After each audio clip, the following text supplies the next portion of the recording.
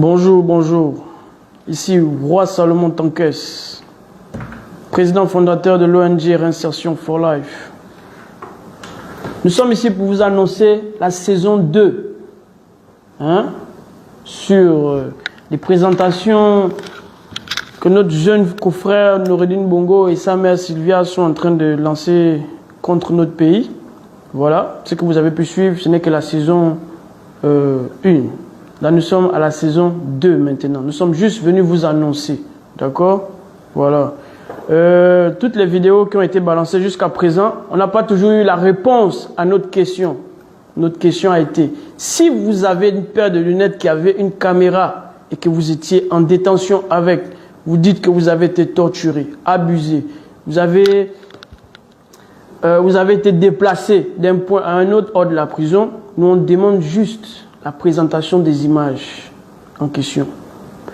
Depuis que nous avons fait la première sortie jusqu'à maintenant, on n'a pas eu la réponse à notre question. Il n'y a aucune vidéo qui a été diffusée. Vous avez lancé une seconde vidéo où on présente comment vous descendez d'un véhicule à un autre, comment vous montez dans le véhicule le directeur de la prison. Après, vous coupez des images que vous collez avec l'intelligence artificielle, que vous recollez, vous rafistolez jusqu'à ce que vous vous retrouvez au cabinet du co-chef de la sécurité pénitentiaire.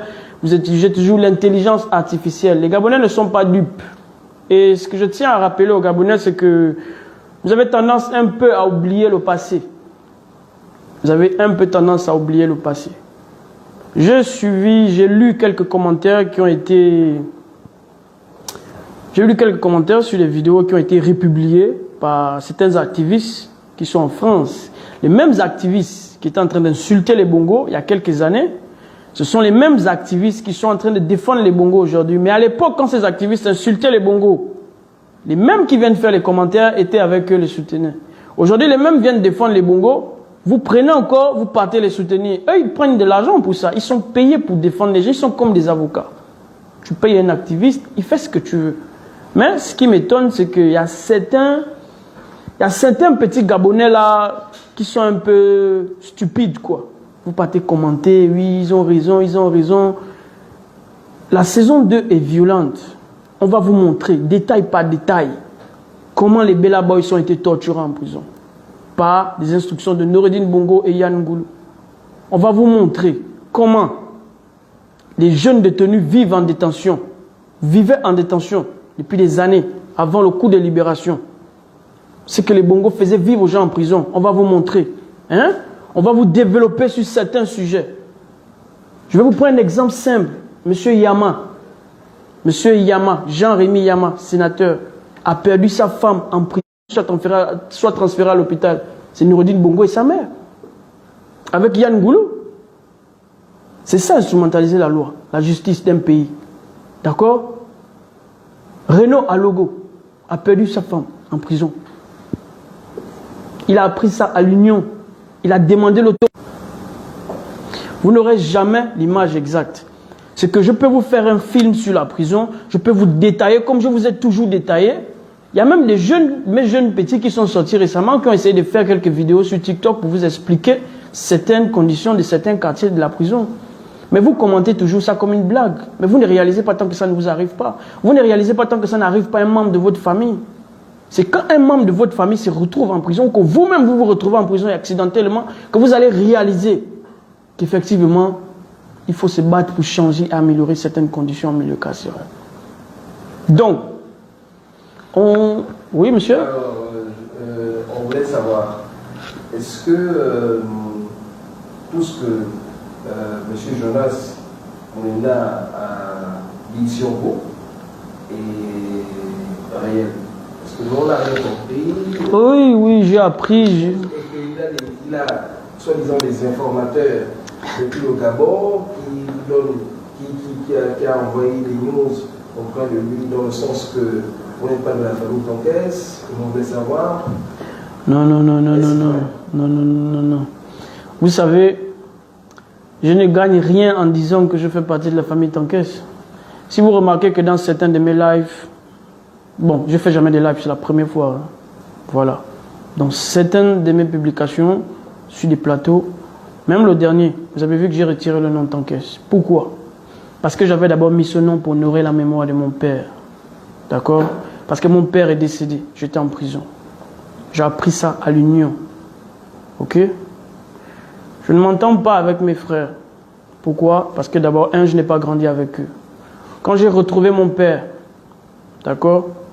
J'ai retrouvé mon père parce que la copine de ma mère, qui avait mis ma mère en contact avec mon père, qui sont sortis ensemble, d'où je suis venu au monde, c'est elle qui me dit « Allons, je vais te présenter à ton père ». Donc je suis parti rencontrer mon frère qui gère l'entreprise et c'est lui qui a appelé mon père, il m'a emmené chez mon père m'a reconnu. J'ai cohabité avec mon père pendant beaucoup d'années. Je l'ai présenté, mais à l'époque, quand j'ai rencontré mon père, j'avais déjà ma propre voiture. J'étais fonctionnaire, j'avais ma fille, j'étais fiancé. Ensuite, je me suis marié à la coutume, avant d'aller en prison. Donc, la famille Tankès n'a jamais rien fait pour moi.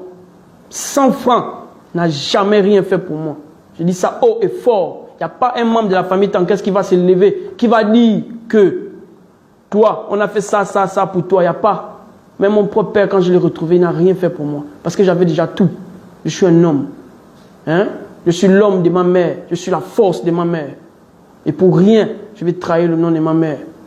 Si j'ai mis le nom Tankès, c'est pour nourrir d'abord mon père. D'accord? Parce que c'était un homme bon. On n'a pas eu la grâce de vivre ensemble longtemps. Il n'a pas eu la grâce de m'élever. Mais les quelques années que nous avions passées ensemble, c'était un homme avec qui on a passé de bons moments. Voilà. C'est une période de maladie, j'ai été présent. Jusqu'à ce qu'il est parti en France, j'étais là. Voilà, j'ai appris son décès. Et ces choses se sont passées comme ça derrière parce que les gens pensaient que j'allais venir revendiquer ma part d'héritage en tant que son fils. Je n'ai rien revendiqué. Je ne veux même rien. Je ne veux même rien savoir. La preuve en est que depuis que mon père est décédé, vous me voyez m'approcher de vous.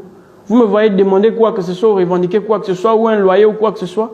Donc nous avons bien... Je n'ai pas besoin de ça. La personne qui a appelé Jonas Moulenda en direct, c'est un de mes cousins. Il s'appelle Grégory Tankès, c'est un activiste. Il est contre le pouvoir en place. Mais ce que Grégory ne sait pas, c'est qu'actuellement là, le président de la République au Gabon, c'est son excellence Brice Clotaire Oligui Nguema. D'accord? Cet homme s'est sacrifié pour sauver la nation, alors nous devons tous le soutenir. Quand toi, tu te lèves en tant qu'un Tankès, tu dis que tu es activiste là où tu es. Tu ignores qu'ici, notre famille a toutes des entreprises et des actifs ici. Et que lorsque tu fais ça, tu exposes toute la famille. Et qu'on peut penser que la famille est contre le pouvoir en place. Parce que toi, tu cries haut et fort que tu es contre les activités de notre président au Gabon. Tu le sais? Tu ne le sais pas. Alors, donc, par rapport à ça, nous tous nous avons compris, et ceux qui sont aussi connectés, parce que nous appelons à tout le monde se connecter, parce que c'est du live. Alors, pour la deuxième question, nous voulons savoir, est-ce que la signature du président dessus a été une signature qui, selon l'opinion des gens, disent que c'est une signature faite par le président? Déjà pour commencer, vous savez que je ne fais pas de live. J'aime bien être sur un plateau parce que c'est international. Je crois que votre live aussi est international, je ne dis pas le contraire. Et comme je vous ai dit, dans la saison 2, tout a été développé en détail. Chaque vidéo a été analysée au millimètre près. Et les Gabonais vont ouvrir les yeux sur toute la manipulation que les Noureddin et sa mère sont en train de faire depuis là où ils sont. Lorsque vous-même vous regardez M. Ali Bongo signer sur ce document, la vidéo que vous-même vous regardez, on n'a pas besoin de commenter, on n'a pas besoin de vous dire, vous-même quand vous regardez, il signe ou il dessine, ou il fait un rêve. C'est comme un enfant qui est dans un jardin, qui a regardé, il fait comme ça. Ça montre la suffisance que le gars n'est plus là pour... Il n'a plus la main pour signer depuis des années. Vous avez vu une de ces vidéos où il a fait le rassemblement à l'époque, il était encore président, au niveau du stade Misport. Là où il dit lui-même au Gabonais, j'ai fait 5 ans d'absence, mais malgré ça, vous m'avez toujours soutenu. Il reconnaît avoir fait 5 ans d'absence. Ça veut dire que durant ces 5 ans, il ne signait plus aucun document. Il était out. C'est le petit là et sa mère et ses amis qui géraient le pays. Vous-même, vous avez vu la vidéo. En fait, ils sont même stupides de publier une vidéo comme ça où les Gabonais ont la preuve palpable qu'en fait, le gars ne signait plus depuis.